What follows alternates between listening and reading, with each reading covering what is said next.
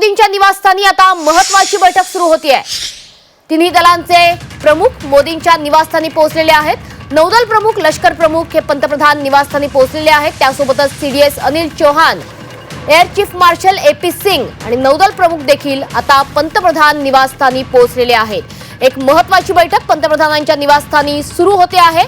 CDS तिन्ही दलांचे प्रमुख हे मोदींच्या निवासस्थानी पोहोचलेले आहेत। शस्त्रसंधीनंतरची ही महत्त्वाची बैठक। आपल्या प्रतिनिधी उर्वशी खोना सध्या आपल्या सोबत आहेत। उर्वशी, पंतप्रधान निवासस्थानी ही महत्त्वाची बैठक पार पडते। थोड्याच वेळात पत्रकार परिषद देखील आहे। काय घडामोडी घडतायत राजधानी दिल्लीमध्ये?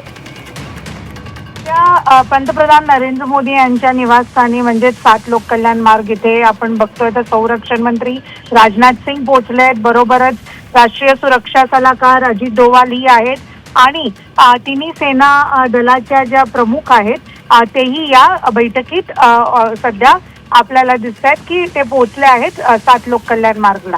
काल ज्या प्रकाराने शस्त्रसंधी होऊन ज्याचं उल्लंघन पाकिस्तानने केलं आणि त्यानंतर आपण बघितलं की कशा प्रकाराने शहबाज शरीफ यांनी एक प्रेस ब्रीफिंग घेऊन जे सगळं आरोप केले भारतावर आणि सांगितलं की कशा प्रकाराने यूएसने आपलं कॉल घेतलाय, या सगळ्या गोष्टींवरती जे आहे चर्चा होणार आहे।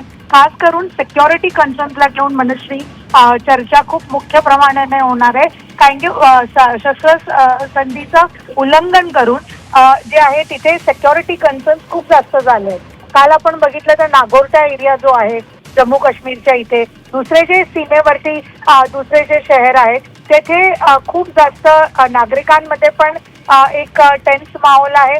बरोबरच इन्फिल्ट्रेशन खूप वाढलेलं, तिथे हेही कळालेलं काही सस्पिशियस मुवमेंट्स आहेत, दहशतवादी जे आहेत वेगवेगळे मुवमेंट्स करतायत असंही समजून येत आहे। तर म्हणून एक सिक्युरिटी कन्सर्न म्हणून कॉल घेतला जात आहे आणि जेव्हा आता सीज म्हणजे शस्त्र संधी जे आहे ते बोलवलं गेलं आहे त्यावेळीस आता आपण बघितलं तरी पाकिस्तान कुठे थांबत नाहीये। आता भारताने आपलं काय रोल घ्यावं, भारताचा कॉल काय असायला पाहिजे, भारताचं नेक्स्ट प्लॅन ऑफ ऍक्शन काय असायला पाहिजे, या सगळ्यांवरती इथे चर्चा होणार आहे। मनोज, नक्कीच उर्वशी, या बैठकीवर तुमची बारीक नजर असणारच आहे। धन्यवाद या सविस्तर माहितीबद्दल।